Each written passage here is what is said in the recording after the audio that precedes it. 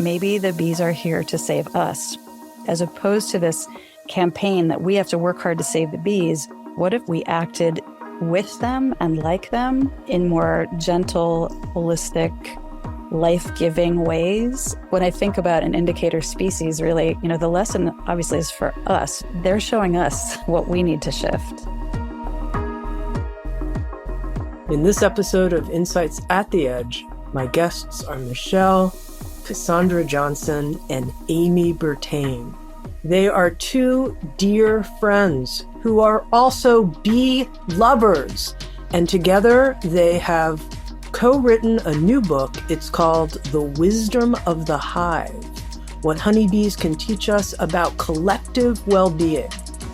Let me tell you a little bit more about Michelle Cassandra Johnson. This is her 6th book. She is a wisdom teacher, an activist, a racial equity consultant and educator, and an intuitive and shamanic healer. Amy Burtaine is an anti-racist trainer who has co-authored a book with Robin DiAngelo on facilitating white affinity spaces as an anti-racist practice. She is a teaching artist who lives with 2 beehives. Amy, Michelle, welcome. Thank you. Thank you, Tami. Lovely to be here. Yeah. Tell me right here at the beginning how each one of you, and this is by way of introduction, came to be introduced to the bees and fell so in love with studying bees, tending for bees, learning from bees, that you would come together to write a book like this.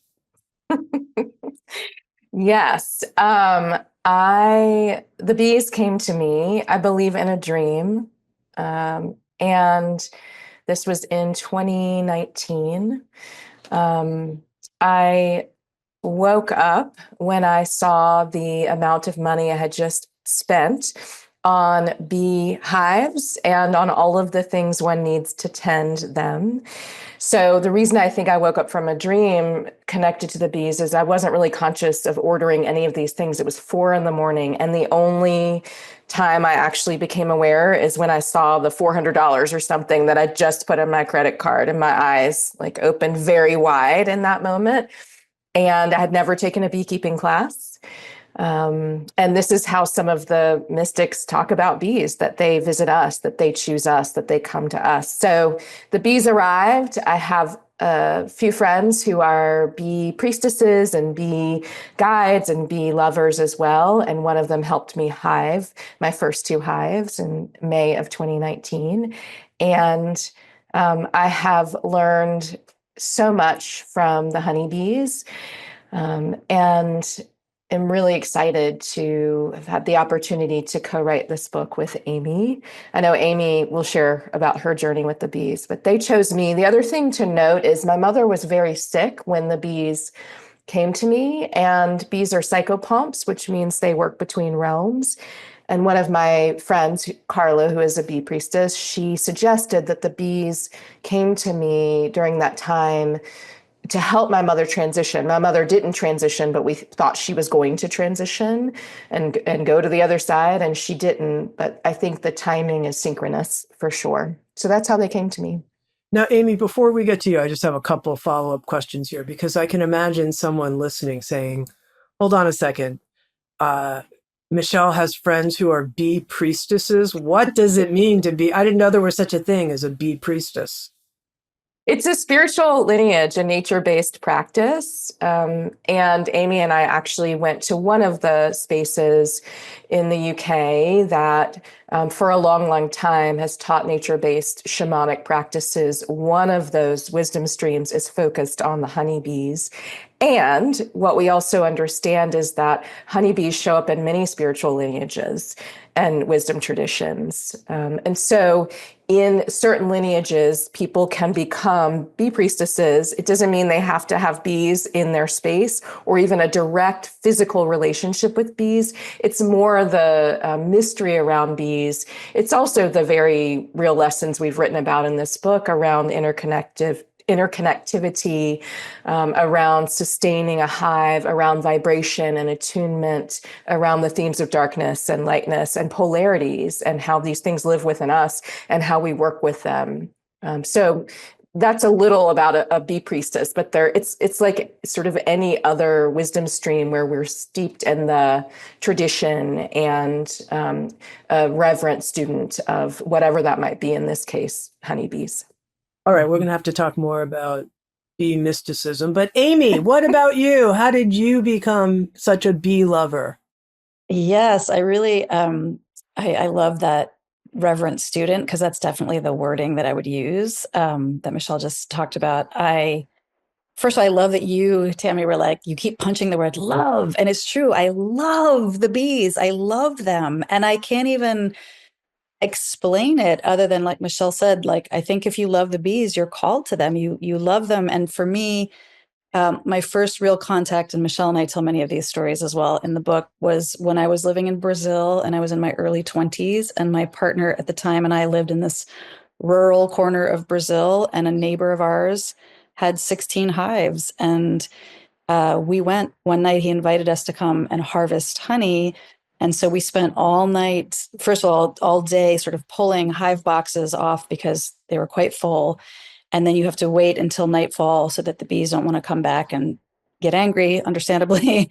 And we, of course, have to very sustainably think about how much we should and can take. We shouldn't always take honey, but in that case, there was plenty. And then we spent the entire night in this shed in the dark, because it was in a part of the country without electricity, by candlelight, like uncapping frames and spinning honey until 4 a.m. And it felt surreal on some level. It felt magical. It felt it's a memory that is burned into all of my senses and all of my being. And ever since then, and even before then and after then, like anytime I'm around someone who is tending bees, I want to go do it with them. I want to learn. Can I do that? Can I be a part of that? And I've had continuous dreams in my life about snakes and about bees. So they're just two creatures that keep coming into my dream space. And so bees would keep coming into my dream space over and over, in all kinds of ways. And so I distinctly remember that night in Brazil as being like a pivotal moment for me of deep reverence and love. And then after that, I was hooked. I was like, how could I not want to be involved with the bees whenever I can? In The Wisdom of the Hive, you both write about bees as a superorganism. And I thought that was very interesting. I'd never even heard that term before. What does it mean that bees form a hive and that becomes a superorganism? Yeah, I think about this a lot and feel into this word of superorganism and the energy it contains. And there are other superorganisms as well, like ants are superorganisms. And what it means is that a bee does not, an individual bee does not think of themselves as separate from the hive or the whole. They don't even embody that kind of way of being or thinking. Their consciousness is shaped around the reality that they are part of the entire hive. And it's not just the bees. The honeycomb is part of the superorganism. The vibration and sound is part of the superorganism. The movement, all of the things they bring into the hive, propolis, which is tree resin mixed with an enzyme from the bees, which protects each cell of honeycomb and seals the hive. That's part of the superorganism. Pollen is part of the superorganism, nectar that they then transform into honey. And I imagine there are other things that are part of the superorganism that humans actually we don't understand because we're not honeybees. But it means they understand that everything that they do is for the good of the hive, for the collective hive, to sustain the hive and support future generations. And I think about this a lot because I feel like this is the energy humanity needs to embody and adopt in so many ways, because so much of our conditioning can be about individualism and how we're separate instead of how we are connected to the whole. And so much of our conditioning can be about the here and now. Um, and we can feel separated from the past and healing back, and also the future. And bees are immersed in their work to sustain a hive. Some of the time, they won't even experience the benefit of the nectar that they're bringing in. They're creating it for the future because of their life cycle, which is quite short, depending on the season and where the bees live. So that's what a superorganism is. It's one whole hive or body that is working together to sustain the organism, including all of the different parts of that space. Now, you mentioned ants are also a superorganism. Are there any other superorganisms that we know? There are some that we might not love. Termites are superorganisms as well. And there are a few others. Amy, do you know of others? I just know. Yeah. I'm thinking, I don't know in the same way that this is actually not a superorganism, but there's a unity consciousness that the bees have, sort of that can be mirrored and paralleled kind of in the way that schools of fish move kind of at the same time, or starlings. So there are ways that even in other, because I'm not a biologist, right? I don't know the technical, what makes something a superorganism or not. And for us, I think part of the beauty of the metaphor of it, and that's what Michelle and I were really drawn to in writing this book, is how the bees can be such a metaphor, as Michelle said, for us as human beings. Imagine if we cared so much about one another and the collective survival of our planet and each other, that we acted in concert like the bees did, that we did things in harmony, that we didn't try and think individually and destroy each other or destroy our resources, but only worked for the good of the collective. Like, it blows our minds how beautiful and deep a lesson that is, and how deeply we wish that we as human beings acted that way. That's what it brings up for me, is I wonder if that could be part of humanity's future, at least as a metaphor for how we could care. I think that's part of what you're pointing to in the wisdom of the hive, is that perhaps this is something we can learn and take and see modeled by the bees. Now, you also refer to bees as an indicator species, and I wonder what their current state of health from your perspective is indicating.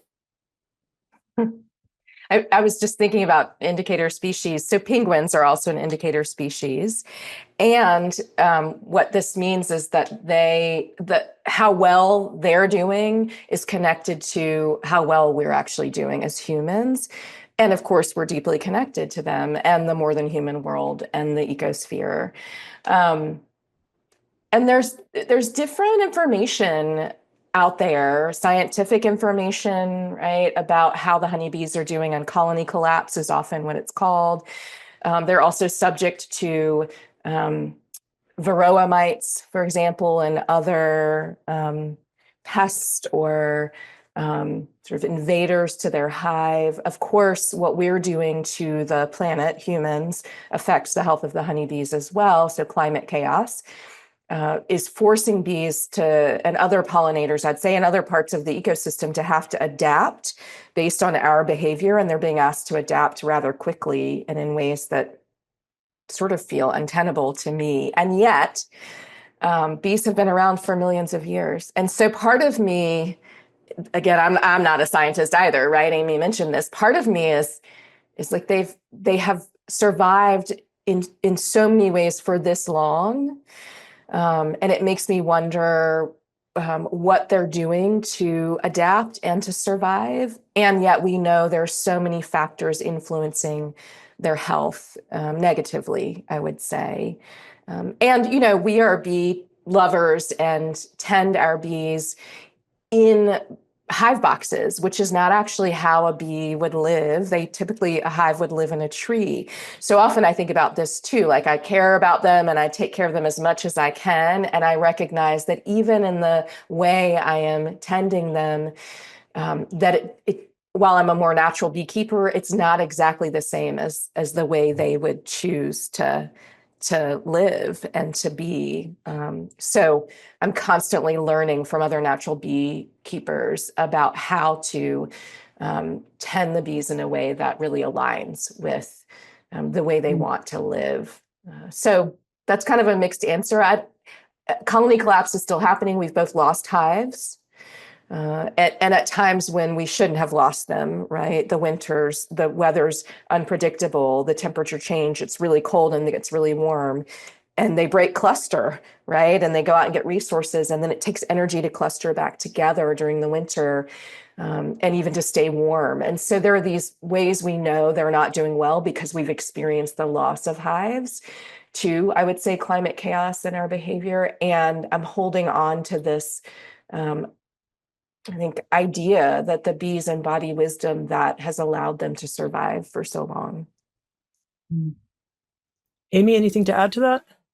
Yeah, I actually, as an indicator species, I think about, it's such an overused cliche, but like the canary in the coal mine, right? Like in some ways, if the bees can't survive, we can't survive. Like, 1/3 of all of our, or 1 out of every 3 bites of food we eat is pollinated by bees and other pollinators. And so, you know, I do think that there is an indication, like as we've seen in many species, right now, and the climate collapse that's happening, that like, no, this is not a good sign.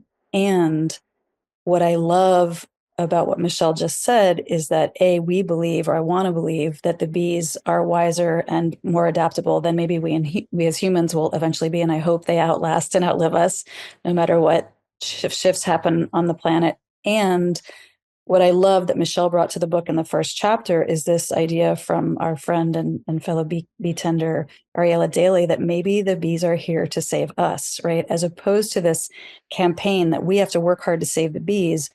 The reason we wrote this book is, what if we studied them, followed them, believed in them enough that we acted with them and like them in ways that could help us change how we show up in the world and on the planet in more gentle, holistic, life-giving ways. So I think when I think about an indicator species, really, the lesson obviously is for us. No, we don't want to lose the bees. We don't lose any of the species on the planet. But I hope they have a wisdom to survive. What I want us to take from this is they're showing us what we need to shift.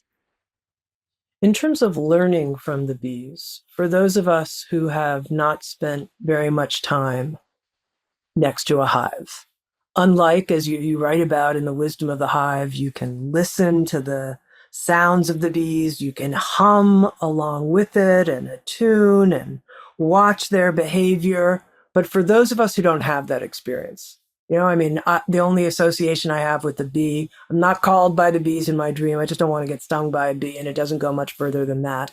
What could you share with us? Like, take us into their world, if you were. Take me to planet B.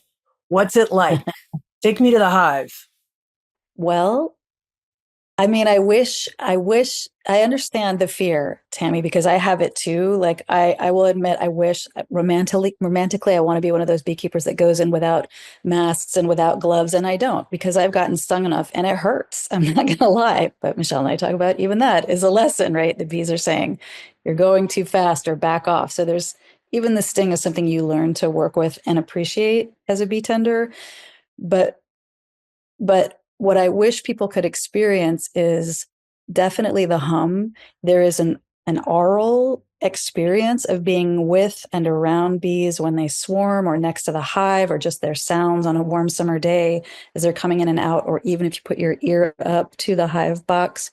That is vibrationally calming for your nervous system. I will say that, like, for me, I feel really like cleaned out in a way, like in a good way, when I'm with the hives, and settled. There, the sound is very healing. So I feel very settled when I'm with the bees, which is like sort of counterintuitive, because you'd think I'm going to this like giant swarm of, or, colony of stinging insects. Why would that settle me? And yet that's exactly what happens. And I'll say one more thing and then I'll pass it on to Michelle. There is a smell about everything with the bees. And so it's heady. It's intoxicating in that there's the sweetness of honey, but there's also the smell of propolis and wax. And even like if anybody can go to a grocery store and pick up a beeswax candle, and I encourage you to do this and take a deep inhale, it's so delicious and so subtle, many of the smells, and yet really deep and profound. And I've often said, like, I feel like a bee tender, or folks that really love and worship honey. I've started collecting it when I go to different parts of the world. It's almost like being a sommelier, because the products that the bees create, the propolis, the wax, the honey, speak of the past, what was happening when they collected it. They speak of the weather. They speak of the flower bouquet. They speak of the neck. Like, there's so many flavors and stories that are deeply in the hive. So those are two things that I wish people could experience. And I'll pass it to you, Michelle. Yeah, I was thinking about the smell and sound, and how I was out at my hives earlier, right before this actually. And at around this time of day, you can smell it smells like nectar, also fermentation, and it's the bee bread they're creating from pollen to feed the brood, to feed baby bees. And so I love going out into the bee yard and this time of day and smelling that and just feeling how intoxicating it is. And also the journey. Amy just spoke about this in a way that if I smell honey that I've harvested from one of my hives, it takes me through the entire process of what it must have been like for them to leave the hive, to forage the resources, to fan the nectar, to take out the water.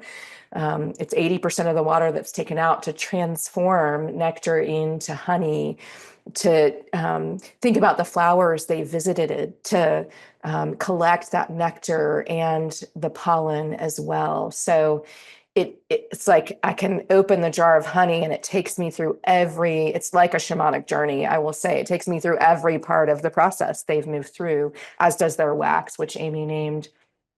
I think the world of the bee, what first came to me when you asked this is like everything's alive. I just stood next to my hives and they are fanning their wings because they're hot and they're trying to cool off the hive. They are buzzing very loudly. So there is the sound. Some of that's from the fanning of the wings and some of that's from them buzzing into the hive because the foragers come back in the early afternoon or later afternoon and early evening. They're all coming back to their home hive. Is the movement. I've had the honor of watching the bees do the waggle dance, which is the dance where they share coordinates with the other bees about where resources are. So everything's in motion and alive. And even as I think about the sound, it's not a foreign sound to us. When we hum, which many people have hummed, right? When we ohm, if we work with sound in that way, or seed sounds, it's the same vibration the bees make. And so while people may feel like most of my association with bees is fear, there's this universal vibration that resides within us that also resides within the bees. The other thing I want to name about the world of the bee, and it relates to everything being alive and them being a superorganism, is what you would witness if you went into the hive is all of these worker bees in different roles. Bees, when they are first born, they clean out their cell. And then the first role they take on is becoming a nurse bee. And the nurse bees tend the eggs, the larvae, the brood. So they're tending future generations. And then they become worker bees tending the hive, right? They may take pollen from their bee sisters that come in with pollen. They may fan the nectar as they transform it into honey. There are bees that are tending the queen as well, who, depending on the season, is moving about the hive and laying eggs, or maybe doing some other things, preparing to swarm. You would also see bee sisters passing on nectar from one sister to the other, or building honeycomb, right? So we see this building, we see this birthing. There are undertakers that take out the dead bees because they want to keep a clean hive and they don't want disease to spread. And their final role is to become a forager, to go gather resources to bring back to the hive. And so I love this. There's much more to it, but I love thinking about all of the different moving parts of the hive that one would experience. And I also like thinking about this related to our roles as humans and our contribution to humanity and the more than human world. And the cool thing about bees is, depending on what the hive needs, they can revert back to a previous role. Right? So if they need more nurse bees, they can revert back to that. If they need more undertakers for whatever reason, if they need more builders to build the honeycomb, right? Or to measure, my bees were doing this today, this festooning where they link arm to arm, leg to leg, and they're measuring because they want to start building their honeycomb, their symmetrical honeycomb and hexagon. So this is also related to everything being alive as well. And this is what one would witness. There's the sound and the smell and the journey outside of the hive. And there's the, what would you see if you opened the hive and went into that world? And what can that teach us? And just to deepen my understanding a little bit, tell me a little bit more about the queen bee and the lifespan of bees. Of course, I want to learn about the queen bee. What's going on here? You go first, Michelle. Okay. Yes, everybody wants to know about the queen bee. Of course. I get it. And people think the queen actually sort of runs the hive, and that's not true, really, right? They're working together, and she's attuning to, because there's one queen. I actually have had a hive with two before. How'd they get along? They were fine, actually. Oh, okay. They were fine. I've heard it happens every once in a while. I don't know how it happened, but I actually was able to witness these two queens in this hive. So the bees are working together and attending the queen, and her main responsibility, as we understand as humans, is to lay eggs, right? And the hive will not be able. I was with you until that point. That doesn't sound it doesn't sound that inspiring. But anyway, keep going. Well, she's laying eggs for this hive to sustain itself. Okay, yeah, I understand. Yeah, to have this workforce. She is not always laying eggs. This time of year, it's spring, is like it's the time of expansion. So she's laying 1,000 to 2,000 eggs a day. And that slows down actually in midsummer as they're preparing for fall and then eventually winter. And so she moves about the hive. She lays eggs when there's enough honeycomb for her to do that. She can lay fertilized eggs to create worker bees who are female. She can lay eggs and decide that they're going to be male bees, drone bees somehow. She has this technology where she can say the hive, or the hive's told her, we need more drones. This is happening with one of my hives right now because it's mating season. Or we need more worker bees, right? And she is listening and then laying eggs accordingly. And when a hive swarms, this is the other thing the queen does, the hive creates a new queen. And so when a hive swarms, it's them giving birth. Half the hive leaves with the elder queen, and the rest of the bees stay in the hive with the new virgin queen, who eventually has to take a maiden flight and go to the drone meeting place and mate so that she can come back and lay eggs. So that's what we understand. Amy probably has many things to add to the life of the queen, but that's what I understand about what the queen is doing and how she's working with the other bees. I will add, Tami, I would say, like, if you want a feminist take on this, or like, the bees are matriarchal. I mean, there's no doubt, right? Most of the bees, the worker bees, are female bees, right? Only the drones are male. The drones do not have stingers, which is interesting. The drones are actually delightful and lovely and sweet. It's so interesting. I mean, I love how it turns human gender roles and gender ridiculousness on its head, right? That they serve the females and there's just that. It's so beautiful and different from the stupid, unnecessary, harmful roles we create as humans. And I do love that the sisters are working together and there is a deep sisterhood and a deep communication. I do love that they can all play all roles. It's not like we humans were like, well, I don't do that. I'm too good for that. I can't take out the trash. I can't, like they are doing whatever is needed. And in service to their queen, certainly, but not in a hierarchical way, in a way that I would say is survival of the superorganism and love of self and of the community, right? We want to keep the community alive. We want to keep the environment healthy. So we listen to her, we smell her pheromones, and she's putting out pheromones all the time, and they are paying attention. Like, she is directing things by the way that she's, allowing pheromones to do what they do. I don't know the mysteries of all that, but so we have, I mean, and every time you see a queen, it's sort of like, oh, there she is. How do you recognize her? How do you know? She has a longer abdomen, so she's much longer than the other bees. And again, and I constantly call myself a novice beekeeper, not only because I haven't been doing this that long, but because I feel like it's like in any spiritual journey, I feel like such a beginner. I am not a master. So oftentimes I can't find the queen. Sometimes when you buy queens or you buy nukes or hives, they'll mark them. Sometimes beekeepers will put like a little dot of some sort of paint on them, and that's easier to find. And sometimes you just don't. You're looking and you don't see them. And when you do, it feels like got like the Cracker Jack prize or something, like something, it's a really, oh, there she is. And you want to be very careful that you don't crush her, putting the frames back in, that you don't accidentally, she's flown out or gotten somewhere where she could get smushed. You really want to take care, because if you accidentally kill her or she gets lost, the whole hive can die. So it's really, hive can also reproduce a new queen. It doesn't mean they will die, but she's that important. So yeah, I have deep love, and I think people's sort of romanticization of the queen, I'm like, yeah, bring it. She's all that. And it's not, as Michelle was saying, it's not just about her.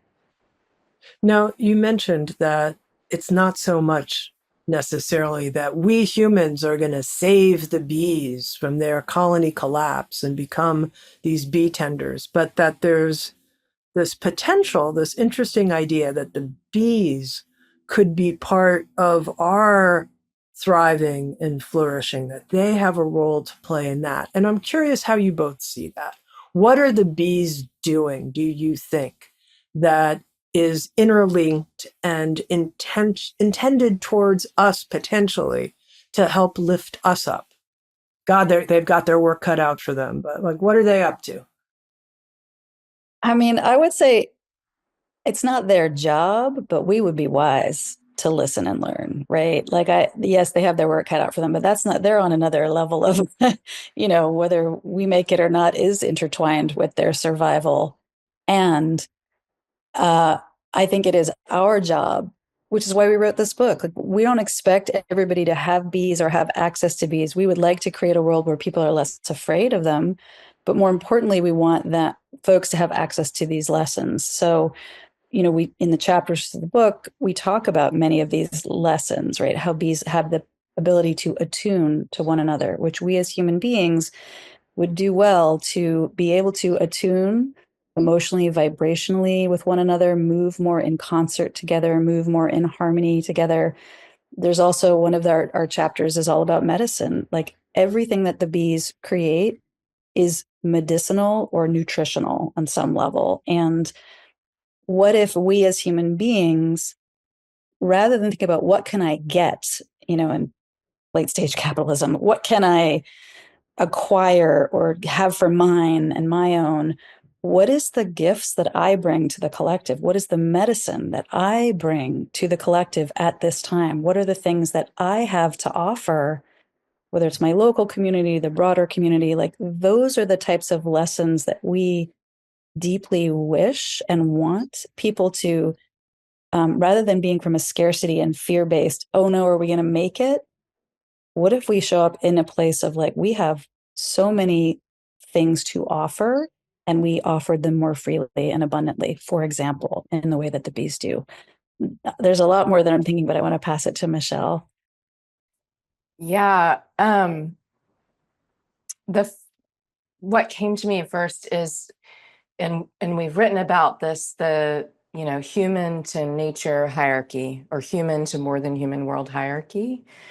And this idea of the bees saving us flips that on its head. It's like, what if the more than human world, and not just the honeybees, right? What if we're so intertwined with it, or we have more to learn from the more than human world than the more than human world could learn from us, right? Because the honeybees are, I mean, they're so mystical to me, and they're practical.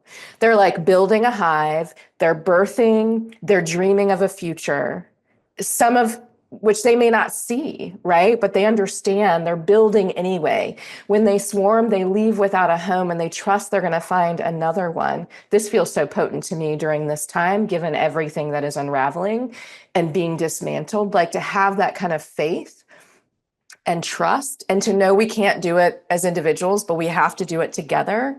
This feels like how the bees might save us. It is not to burden them. I just think there's so much to learn from the more than human world about, Amy named this, abundance and generative chaos, or what we perceive to be chaos, which may actually be a lot of order, really, right? The unfolding, the planful unfolding, the preparation they put into swarming. They don't just leave, they prepare over time to do that. And it's auspicious, and it means the hive is healthy enough to do that. So I feel like we need to really think about and feel into our connection to the more than human world, and take direction from the more than human world, in particular bees, because they are a superorganism and can teach us how to emulate those same qualities that a superorganism embodies. And I'm also thinking about, one of the, I think, most profound experiences that I've had, and I have this experience a fair amount, but is when I sit with the bees and I listen.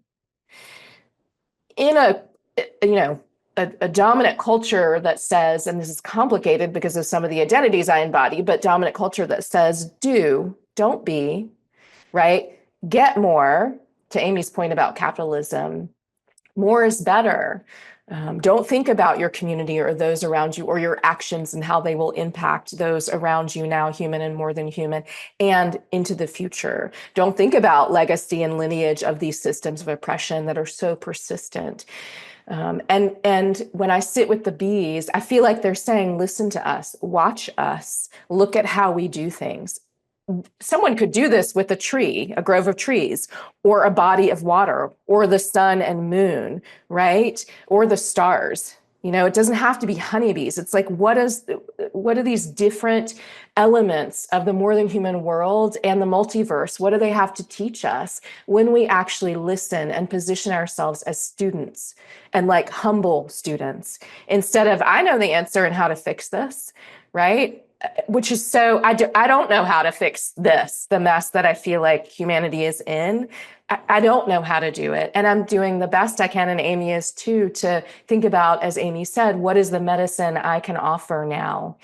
At this moment, what is the medicine I can offer? I also feel like the bees are asking me to do that, and us to do that as well, in the way that they're inviting us to watch them, to be with them, to build a relationship with them, so that we can change our relationship to self and really to the greater world.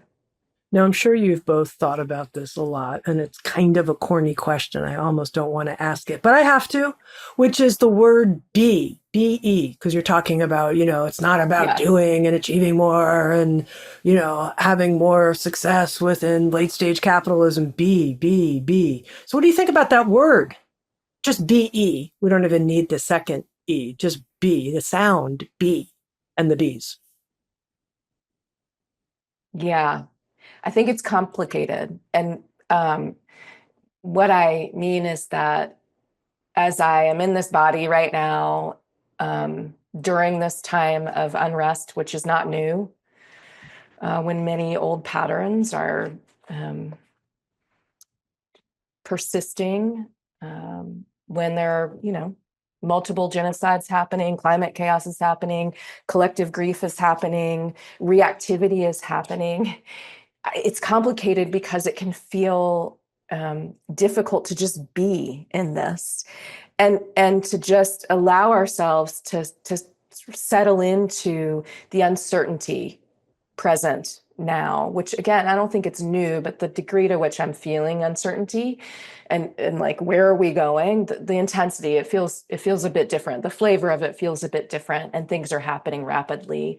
And so I know that when folks like us say, be, right, listen, watch, observe, sit, that can be like completely irritating because things are falling apart.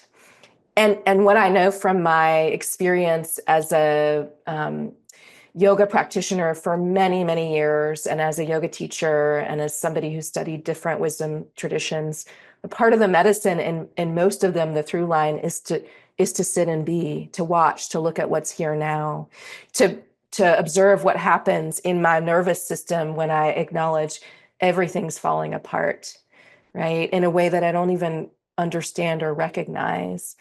And somehow through that, to practice gratitude, to find contentment, to practice equanimity, right? These things that can feel really challenging and feel connected to being. So I feel like it's essential that we learn how to be in this instead of run away from it. And this is the wisdom that I think we can gather, or one of the pieces of wisdom we can gather when we sit and observe the more than human world, right? There's destruction happening in the more than human world all the time. And still parts of the ecosystem are doing their work and living into their different roles, right? And the seasons continue to shift. So I understand it's difficult to be with this and in it, and I think it's part of the medicine. I really appreciate the things you just said, Michelle. I'm an anxious person. So I think a lot about that notion of us as the training to be a human doing, not a human being. And I tend to do all the time and keep myself busy. And the bees are busy, but there's a different busyness than my sort of self-imposed or constant cycling busyness. And so I want to continue to be a student of just being and listening and watching.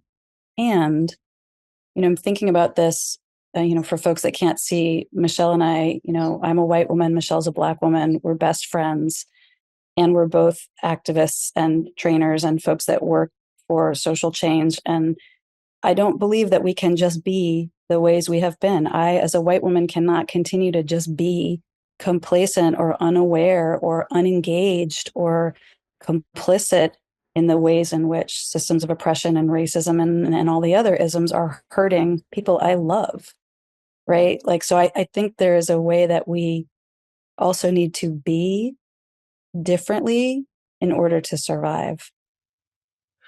I just think it's interesting, just for a moment, just to take this a little further. As I said, part of me is annoyed at myself for doing this, but I'm going to continue. Just if you weren't looking at the written word and you just heard it, we're talking about bees, bee. It's just interesting. Like the sound, it's just interesting that however linguistically that occurred, that we called these, winged little creatures bees. That's interesting.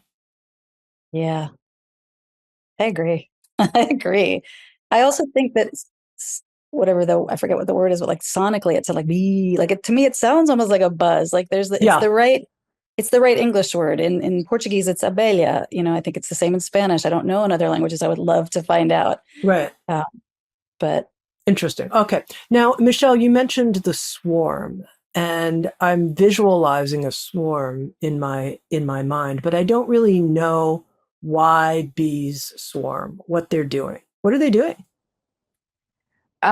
Well, I just caught my first, or gathered, I don't like to say caught, my first swarm about 2 weeks ago. Although the other hives had swarmed, often they swarm too high for me to get them. And this one landed, actually used a singing bowl and sound to invite them to drop down to a place where I could gather them and put them into a box and add them to my bee yard. When a hive swarms, which is different than absconding. So sometimes hives will abscond we don't always know the reasons. They find a better location. There are less resources in the area they're in, then they need to travel. My partner actually, before we lived together, I gave him a hive that absconded, and they took all of the beeswax and they took the honey. Sometimes they abscond if there are other pests, sort of like, ants are a superorganism too, but they can they can become annoying to the hive, right? As they're going in and out of the hive. So that's different. I want to name that.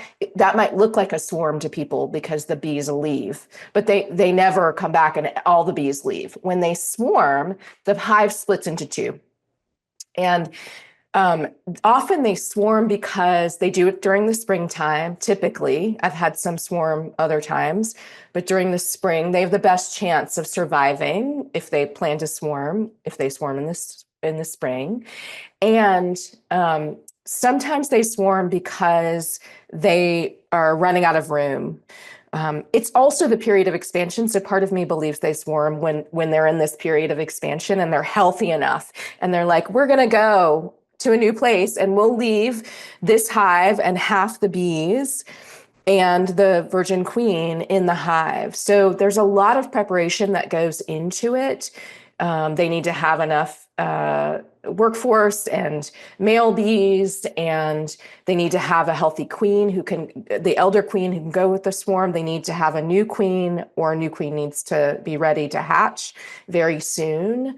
And they create many queen cells so that they can ensure they have a queen.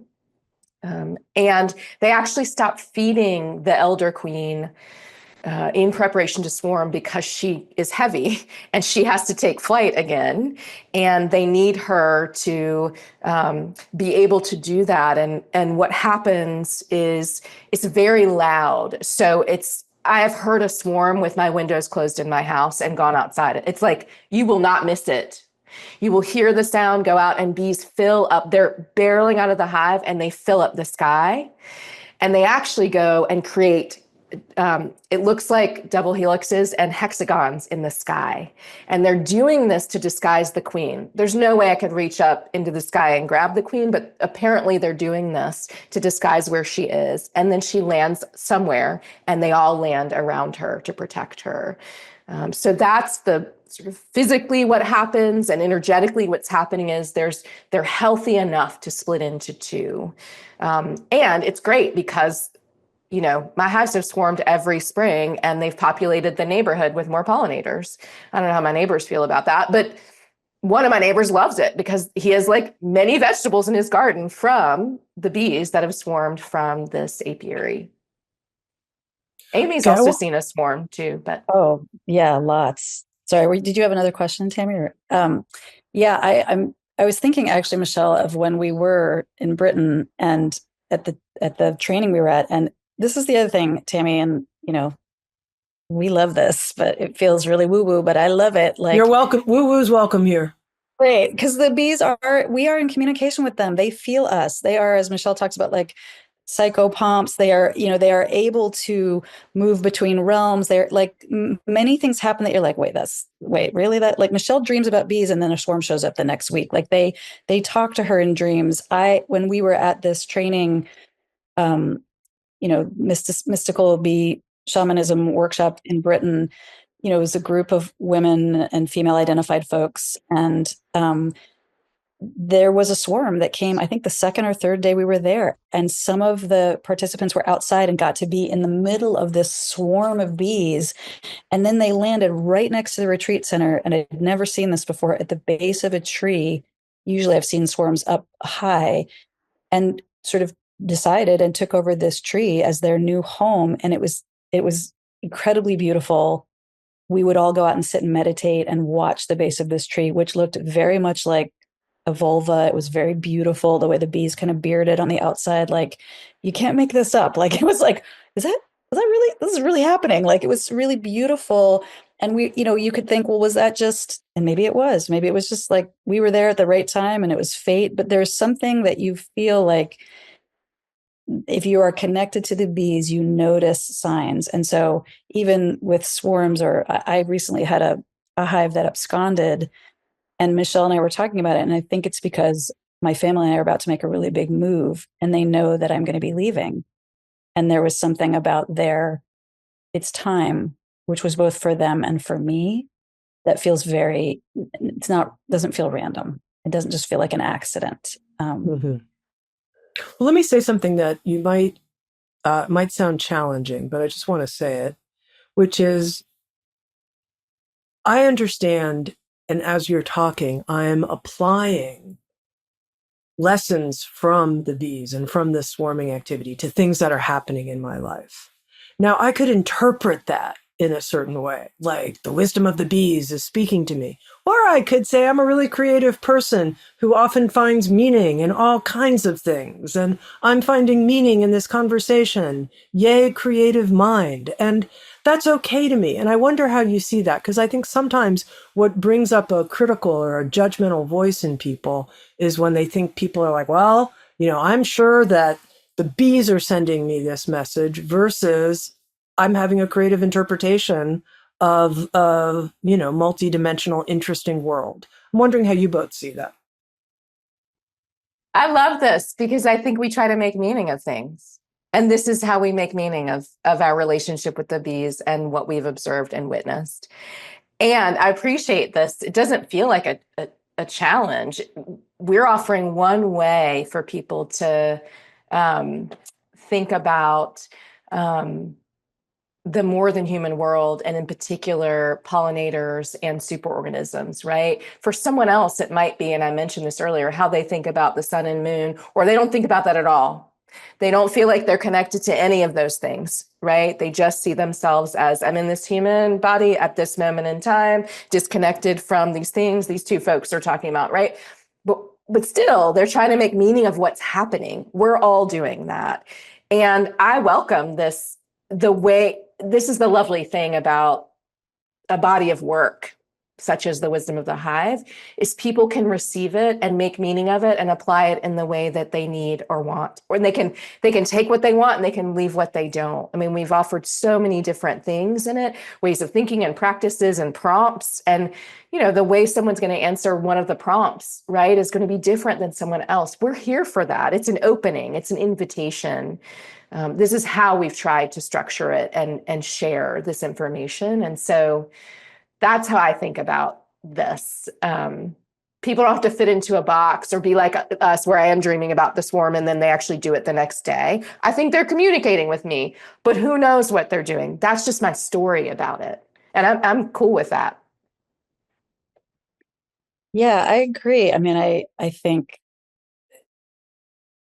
we all make meaning of things, and who knows if it's right or not, right? And, thinking about making meaning, I don't know any more than the next person does, right? I think it means something because we imbue it with meaning. And like Michelle said, the book is really, we're not invested in whether people fall in love with bees or not. We hope that they do. And if they feel drawn to, they will also help to create environments that are healthy for bees. But what we really want are folks to use this as a sort of a spiritual practice, as an exploration, and as a way to get connected to their own attunement, vibration, intuition for themselves and with themselves, with others, other humans on the planet, and with the more than human world, as Michelle said. And a dear friend of ours who lives where I live, named M.A., I took her class years ago called Intuition University, because kind of like you said, Tami, like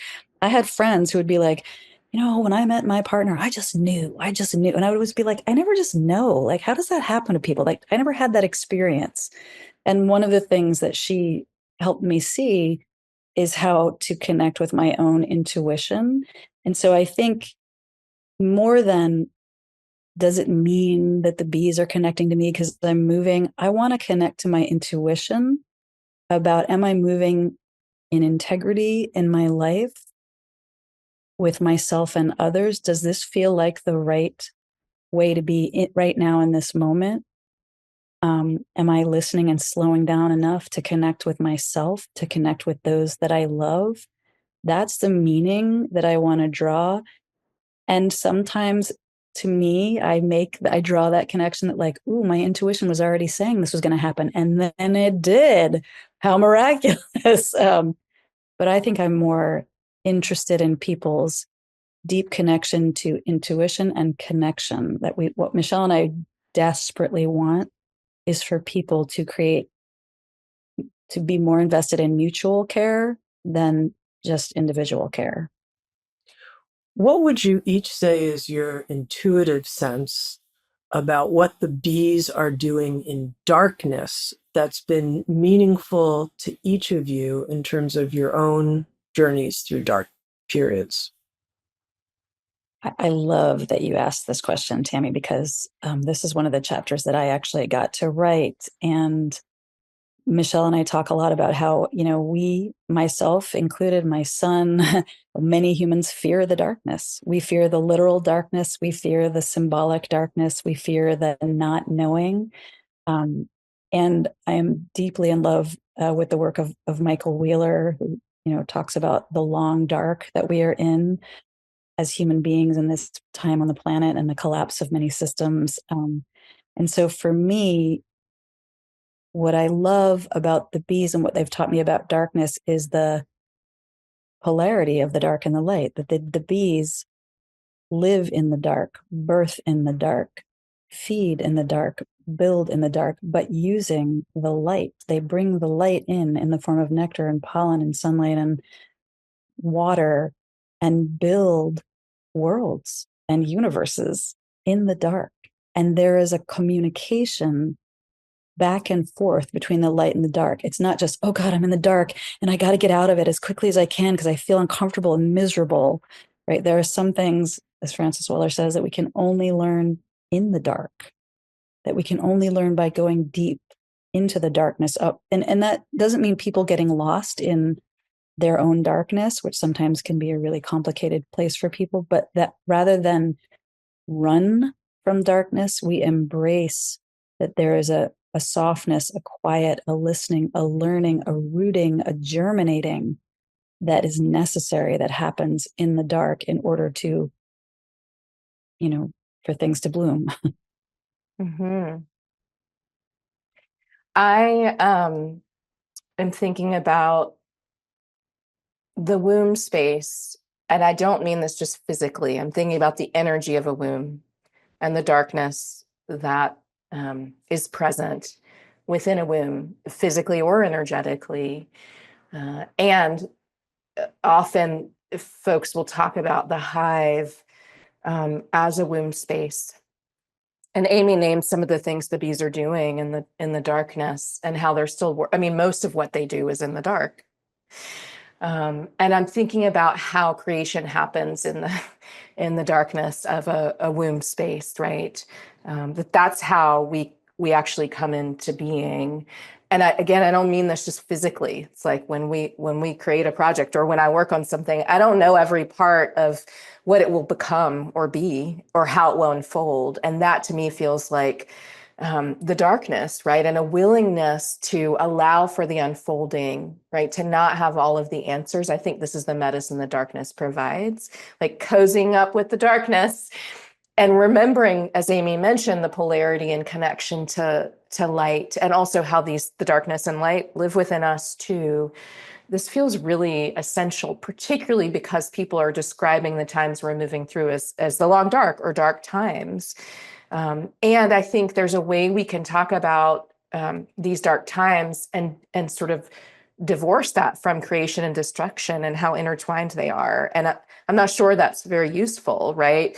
When I've experienced darkness, what I mean now is like loss or grief in my life, or not being able to see how I would make it through something, right? When I've had these experiences, it's been really important for me to be present to it. It's been important for me to understand that it wasn't going to last forever. It's been important for me to understand, like, oh, I can't fix this, whatever this might be. And in some ways to trust the darkness. And I feel like I'm going to turn 50 in August, which I only say that because I'll be half a century old. And I don't mean I'll be old. I don't know what I mean, but I do think about becoming an elder a lot. And what I'm thinking about is, as I approach this solar return, like how much more comfortable I am with the darkness. Like and how I need to understand how to move in the dark. And for me, this is ancestral.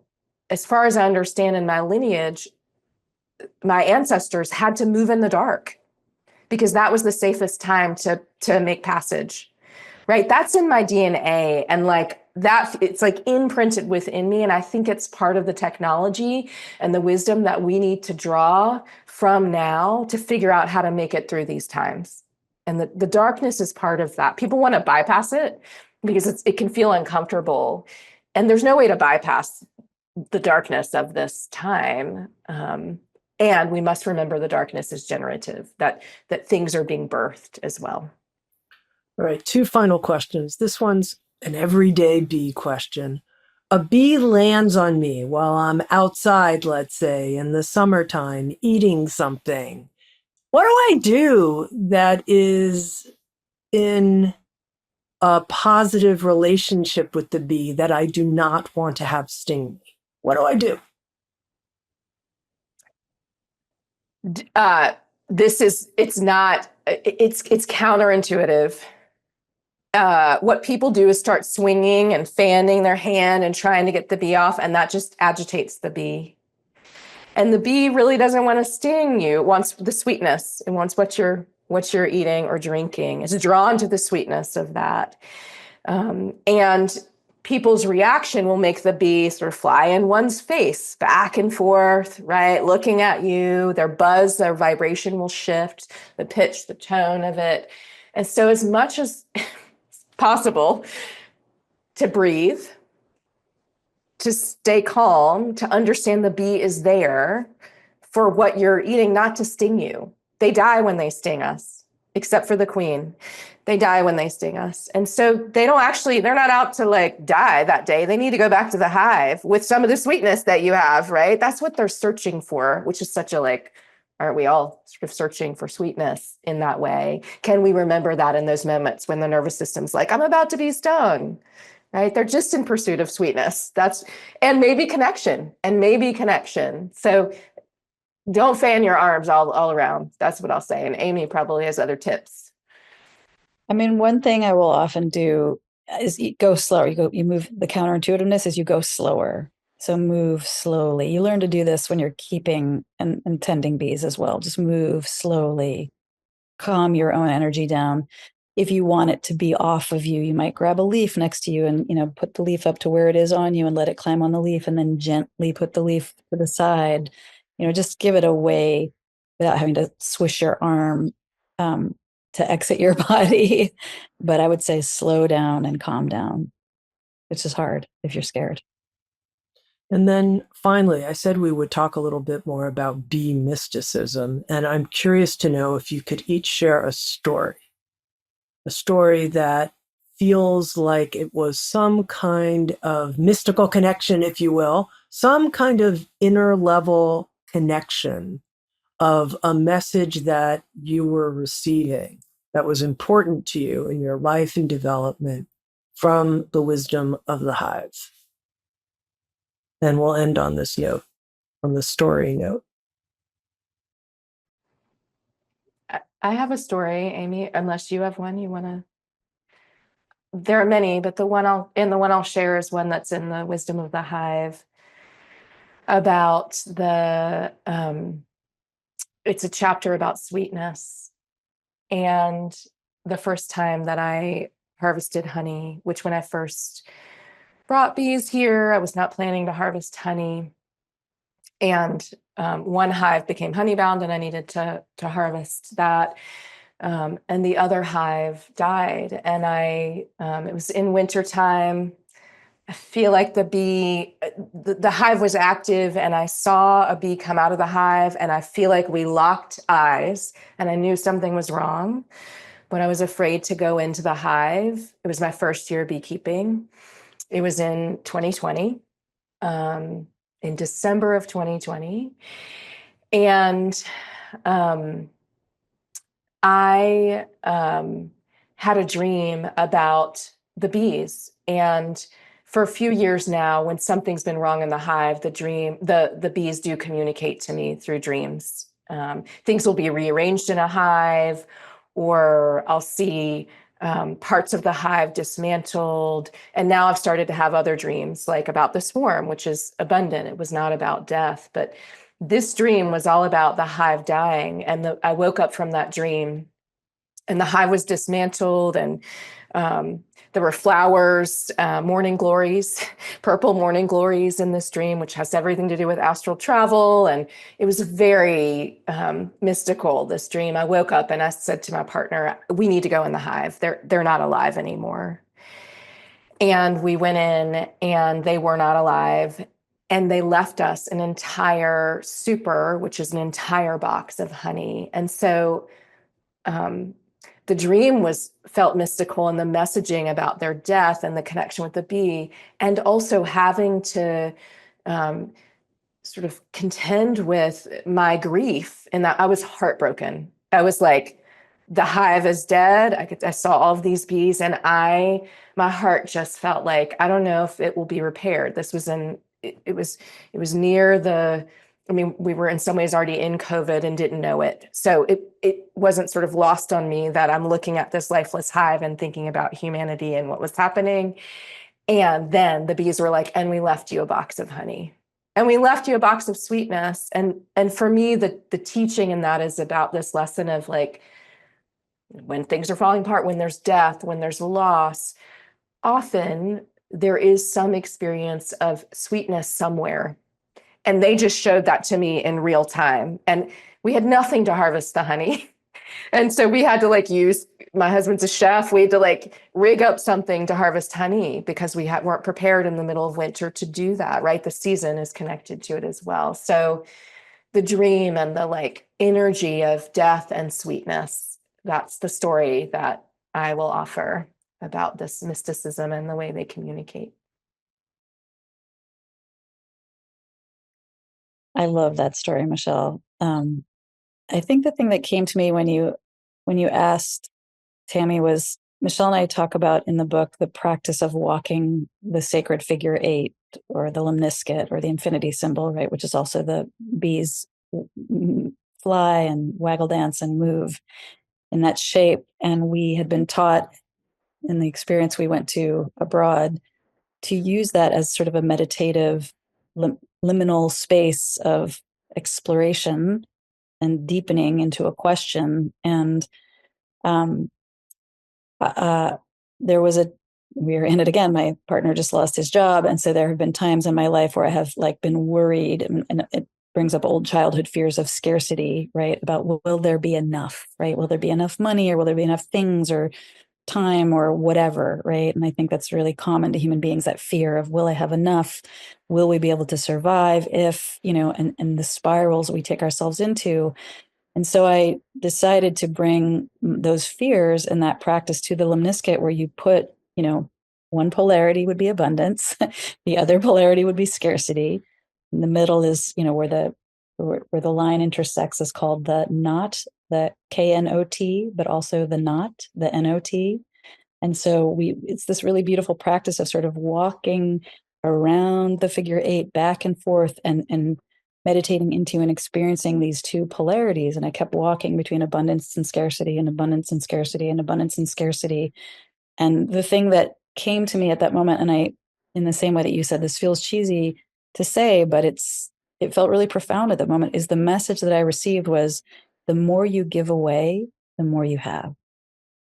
And that settled me so much. And it wasn't a denial of people are in real circumstances of difficulty and not having enough. It's not about, don't have boundaries or give yourself away, but whatever we have, which I think is another lesson of the beast, to give my laughter, my energy, my love, my time, my care, whether it's, or my money or my whatever I can give,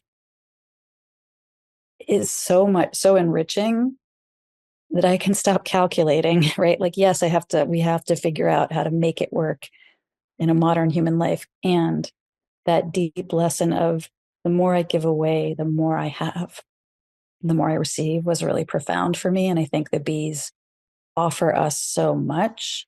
We have to be very conscious about what we take from them, not overtake, not over harvest, be in a really reverent and respectful relationship of what we ask and take from them. But they give it. It's a beautiful gift. And I want to be in that place of abundance, of offering abundance to others as well. So I think That's what I would offer. Amy Burtaine, Michelle Cassandra Johnson. I have to say, I think I might be buzzing. They're the authors of the new book, The Wisdom of the Hive, What Honeybees Can Teach Us About Collective Well-Being. Thank you both so much. Beautiful work, beautiful offering. Thank you. Thank you. Thank you.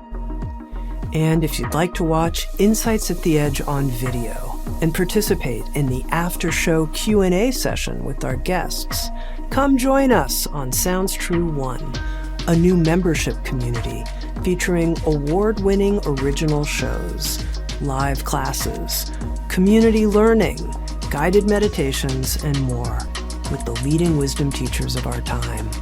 Use promo code PODCAST to get your first month free. You can learn more at join.soundstrue.com. Sounds True, waking up the world.